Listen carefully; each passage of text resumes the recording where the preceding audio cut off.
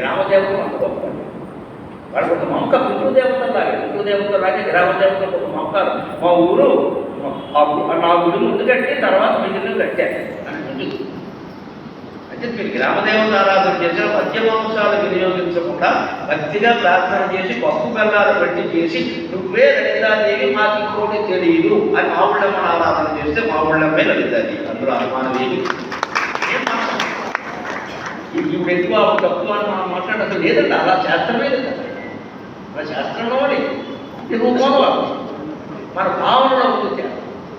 కానీ స్వల్ప ప్రయోజనం కోసం క్షుద్ర పూజలు చేయకూడదంట. మధ్యమాంసాలు పెట్టి వాళ్ళనే పిలుస్తున్నాడు రాముడు. వేముడు గురించదు అట్టుగా అదయా మొక్కిన నీకు మొక్కవలే మోక్షము సంగిన నీవైవులను మొక్కితే నీకు మొక్క. మోక్షం ఇస్తే నీకు ఇవ్వాలి రామచంద్ర. తక్కిన మాటలే పెట్టి దశరథి కరుణామయోనిధి.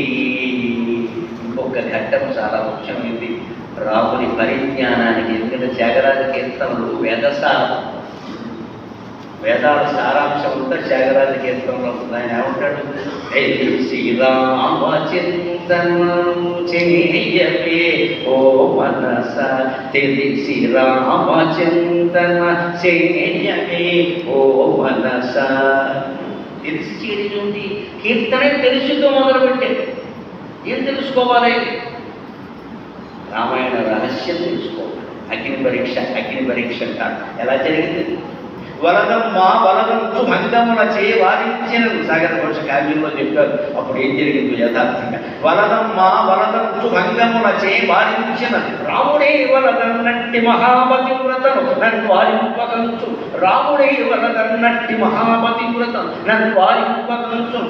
జ్వరం బంధునతోకు జానకి మనస్వాక్ష్యం. జ్వరంబంధునతోకు జానకి మనస్వాక్ష్యం. రక్తాగ్రుడన్ తెలిమంసున్ బలె సన్నజేయగని. రక్తాగ్రుడన్ తెలిమంసున్ బలె సన్నజేయగని. సాధ్వీ పాదముల్ మృక్కితిన్. సముద్రం ముందుకు దూకింది. ఎప్పుడో తెలుసా? సీతాదేవి అగ్ని ప్రవేశం చేస్తుంది. ఏదో అంటాడమ్మా మొగుడులాగా దిక్కుమాలిన మగాడు అందరూ ఒకటే, ఏదో అంటుకుంటారు, నువ్వు దుఃఖేస్తావా అంటే పాపం సముద్రం ఆపుదామని ప్రయత్నించింది. సీతాదేవి ఏమంటుందా? నువ్వెందుకు ఆపుతావు? నా మొగుడికే నేను అక్కర్లేదు, నీకు కావాల్సి వచ్చాడు ఇక్కడ. అది అలాగే అంటారు కదా. నేను మానవుడే కదా, అలాగే నచ్చింది. నా మొగుడికే నేను అక్కర్లేదు, నీకెందుకు సముద్రం? వలదమ్మా వలదంచు భంగముల చేయి వారించిన.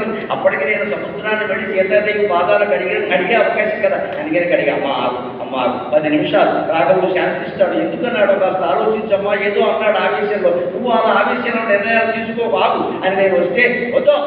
రాముడే వలదన్నట్టి మహాపతివ్రత నన్ను వారింపకంచు. జ్వరం బంధున దూకు మండే అగ్నుడు దూకు జానకి మనస్వాక్ష్యం. రక్తాగ్రుడని పడిపోయాక ఆ అగ్నుడు ఎవరిని సిద్ధం చేయమని చెప్పిందో తెలుసా? ఆవిడ పశ్చాత్తాపండి. లక్ష్మణ కడుపు కాలిపోయే మాట్లాడాలయ్యా నేను, అందుకే నాకు వచ్చింది. నువ్వే సిద్ధం చేయద్దమ్మా. పశ్చాత్తాపం అంటే ఎంత కాలిపోయి ఉంటాయి నీ గుండెలు నేను అన్న మాటకి. తండ్రి స్థానంలో ఉంది నేను అలా మాట్లాడచ్చా? మాట్లాడాలయ్యా. ఏం చేయమంటావు? ఆవేశం. ఇప్పుడు మీ అన్నగారు ఆవేశం, ఇదిగో అగ్ని ఆవేశం. అందుకని లక్ష్మణ చితి పేర్చు. ఆజ్ఞని జవదాటడం తెలియదు కాబట్టి ఆయన పేర్చాడు. ఇంకో మాట తెలియదు లక్ష్మణ్. అందుకని ఆ అగ్ని జ్వరం మండుతూ ఉంటే ఆవిడ దూకింది. కానీ ఏం జరిగింది? రక్తాగ్రుడను తెలిమంచుంబల చర్రచేయగని. అగ్ని చల్లారిపోయి పురుష రూపం ధరించి పద్మం అడ్డు పెట్టుకుని తనంత తాను సీతాదేవిని ముట్టుకునే ధైర్యం అగ్ని కూడా చేయలేదండి. రావణాసుడు చేస్తాడండి తలకాయ. ఆవిడ్ని కాల్చడానికి నేనన్నండి నన్నే కాల్చేస్తుంది ఆవిడ. ఎందుకంటే ఈ అగ్నికి ఎప్పుడు గుణపాఠమైంది? హనుమంతుడు లంకా దహనం చేస్తుంటే సీత కనపడింది తోక వెలుగుతూ ఉంటే. ఏమిటది అడిగింది. హనుమంతుడు తోక అనిపించారు అంటే చితోభవ హనుమతక చితోభవ హనుమతక చితోభవ హనుమతక అని వారి దగ్గర అమ్మడదు. అంటే నేను రాముడిని తప్ప మరెవరిని మనస్సులో స్మరించి ఉండకపోతే అగ్నిదేవా శాంతించు, అగ్నిదేవా శాంతించు అనగానే అగ్ని శాంతించాడు. అప్పుడు హనుమంతుడికి అర్థమైంది తోక అంతవరకు మండిపోతుంది, ఆయనకి తెలుస్తుంది మంట. ఉన్నటువంటి చల్లారు. నేను నీళ్ళు పోయలేదు, ఇది బ్లోట్ కంటే అన్యాయంగా చల్లారిపోయింది. బ్లోట్ 3 రోజులు పట్టింది, ఇంకా పడుతుంది. ఇది బ్లోట్ కంటే తక్కువగా ఉంటుంది. బ్లోట్ ఇంకా 3 రోజులు 4 రోజులు ఇంకా అర్థం ఆ అత్త ఇదివరకు వచ్చారైతే మన వాళ్ళకి ఎప్పుడు జ్ఞానం వస్తుందో తెలియదు. నిర్లక్ష్యం అండి. నేను ఒళ్ళు అంటే భారత జాతి మొత్తాన్ని కుడిస్తున్నది నిర్లక్ష్యం. అంచనా వేయలేకపోయారు సో కాల్డ్ ఇంజనీర్స్. అమెరికా వాళ్ళు కావాలి సిగ్గు లేకపోతే కోట్లు జీతాలు తీసుకుంటారు, అంచనా వేయలేకపోయారు. ఇప్పటికి ఎన్నిసార్లు జరిగిందండి కోనసీమలో, ఎన్ని గృహాలు దహనం అయిపోయాడు, అంచనా వేయలేకపోవడానిక నీ బీటెక్లు ఎంటెక్లు నీ శాస్త్రాలు. కనీసం దేవుడు నమ్మిన అంచనా వేసేవాడు, వీళ్ళు దేవుడు నమ్మరు, వాడు పనిచేయడు. అందుకే 4 రోజులైతే నేను పేపర్ చూస్తున్నాను. ఎప్పటికీ ఇంకా చల్లారా, ఇప్పుడు 30 మీటర్లు అలా 3 మీటర్లు అవుతుంది. ఇంకా దానికి ఓపికలాగా ఆగదు, నీ శక్తి వల్ల ఆగలేదు.